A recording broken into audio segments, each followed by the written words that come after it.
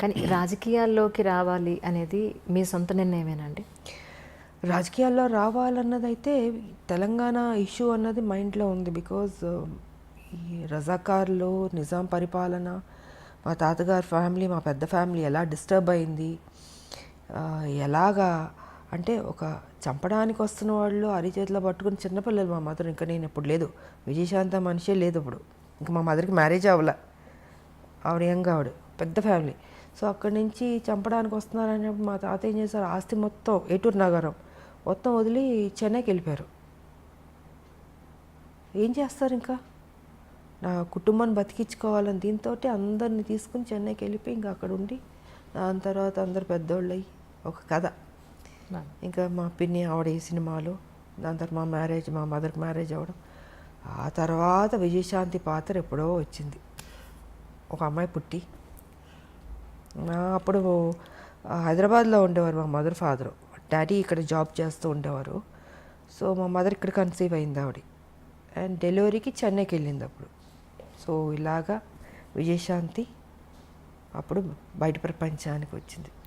కానీ సపరేట్ తెలంగాణ అప్పుడు సో అలాగా దీంతో నాకు మా మదరు ఒక సర్టన్ టైంలో ఇలా అలా చెప్పే మామూలు కూర్చుంటాం మదర్ నేను కూర్చుని మాట్లాడుకున్నప్పుడు ఏంటంటే ఆవిడ చిన్నప్పుడు ఏం జరిగింది, రజాకార్లు, నిజాం పరిపాలన, ఇవన్నీ చెప్తూ చెప్తూ చెప్తూ ఎక్కడో తెలియని ఒక విత్తనం పడింది బుర్రలో.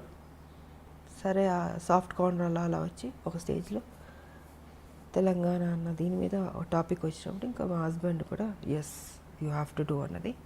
ఇంకా ఆయన నన్ను టైం వచ్చింది ఎంటర్ ది డ్రాగన్ లాగా వార్ ఫీల్డ్లోకి దిగు అన్నది ఇంకా ఆయన చెప్పడం, మనం దిగడం మొదలుపెట్టాం. 1998 జనవరి 26 బీజేపీలో చేరడం జరిగింది. కానీ బాలకృష్ణ గారితో, చిరంజీవి గారితో ఎక్కువ సినిమాలు చేశారు. ఆల్మోస్ట్ 17-18 సినిమాలు దగ్గర దగ్గర. ఒక సినిమా అటు ఇటులో చిరంజీవి గారితో ఎక్కువ, బాలకృష్ణ ఇద్దరు ఎక్కువ. జస్ట్ 1 or 2 మూవీస్, పెద్దగా డిఫరెన్స్ కూడా ఏం లేదు.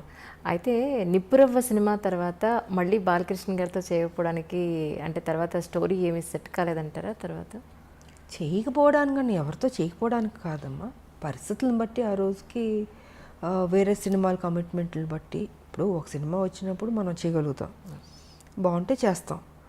అలాగా ఆ తర్వాత మళ్ళీ నాకు నా ఇమేజ్ డిఫరెంట్గా వెళ్ళి కొంచెం ఆ హీరో ఇమేజ్ వచ్చేటప్పటికి నేను ఇంకెక్కువ హీరోయిన్ సబ్జెక్ట్స్ మీద ఆ హీరో ఫిల్మ్స్ లాగా ఎక్కువ చేయాల్సి వచ్చింది. సో కుదరలేదు నాకు, ఇంకా రెమ్యునరేషన్లు పెరిగిపోయినాయి. ఎగ్జాక్ట్లీ హైయెస్ట్ రెమ్యునరేషన్ తీసేసుకున్నాను. సో న్యాచురల్గా నేను ఒక హీరో అయిపోయాను కాబట్టి ఇంకా నా సినిమాలు నేను చేసుకుంటూ ముందుకు వెళ్ళాల్సి వచ్చింది. అలాగా గ్యాప్ వచ్చింది, అంతేగాని ఇంకేంటి. ఒక హీరోయిన్గా అప్పటి వరకు హీరో పక్కన హీరోయిన్గా యాక్ట్ చేసిన ఒక హీరోయిన్, టాప్ మోస్ట్ హీరోయిన్. మీరు ఆల్మోస్ట్ టాప్ మోస్ట్ హీరోలు అందరితో కలిసి మీరు వర్క్ చేశారు. 60 మంది ఉంటారు అనుకుంటా, బహుశా 60 మంది హీరోలతో అనుకుంటారు. ఎగ్జాక్ట్లీ అంటే కొత్త వాళ్ళు, చిన్నవాళ్ళు, మా అందరూ ఆల్ అండ్ ఆల్. సో అలాంటి ఒక హీరోయిన్ తర్వాత మిమ్మల్ని బేస్ చేసుకుని స్టోరీస్ రావడం అనేది మొదలయ్యేది. దాని తర్వాత అలాంటి హీరోయిన్ని మళ్ళీ ఒక హీరో పక్కన పెట్టడం అని అంటే అది ఆల్మోస్ట్ ఇద్దరు హీరోల బరువు. ఒక మాట చెప్పాలంటే అది కథాపరంగా కానీ ఆర్థికంగా అంటే హీరో ఇమేజ్ వచ్చిన తర్వాత కూడా గ్యాంగ్ లీడర్ చేశాను కదా. గ్యాంగ్ లీడర్ చేశాను, మెకానికల్ చేశాను.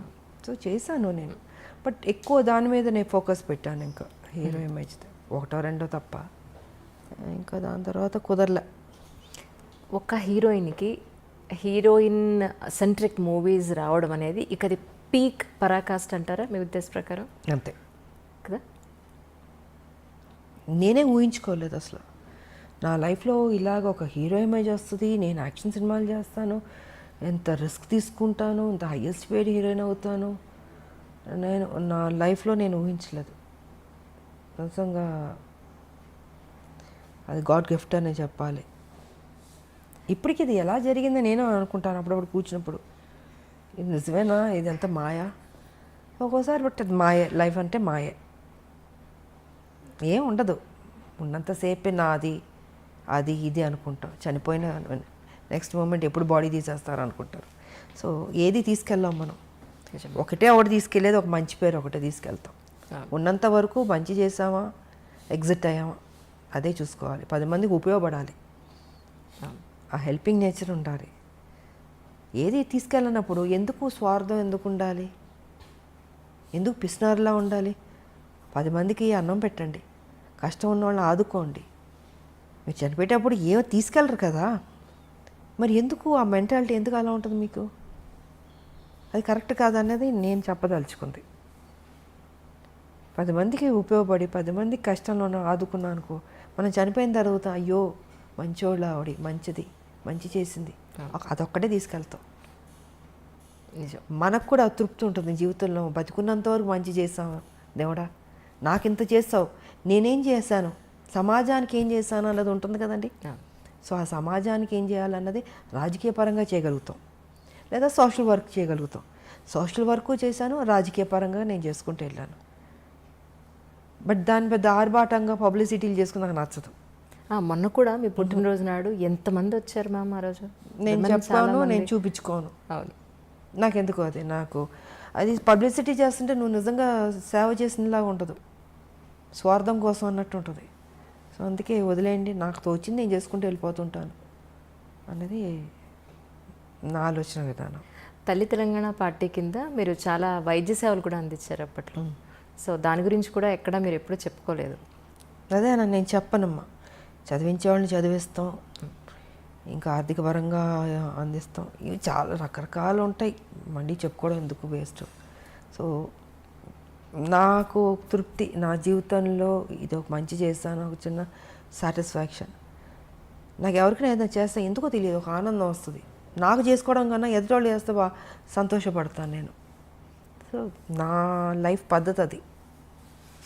Hi, this is Isha Chavla. This is Manara Chopra. Hi, this is Kartikeya. నేను డైరెక్టర్ తేజ అని. Press the bell icon for more updates. For more such videos, please subscribe to iDream. For more videos, please subscribe to iDreams. For more videos, please subscribe to iDream. And you're watching iDream Media. Please like, share and subscribe to the channel. And don't forget to subscribe to iDream. Please subscribe iDream Media. Do subscribe to iDream. Subscribe to iDream Media. Do subscribe to iDream Media. Don't forget to subscribe. Click on the button below. Don't forget to subscribe to iDream.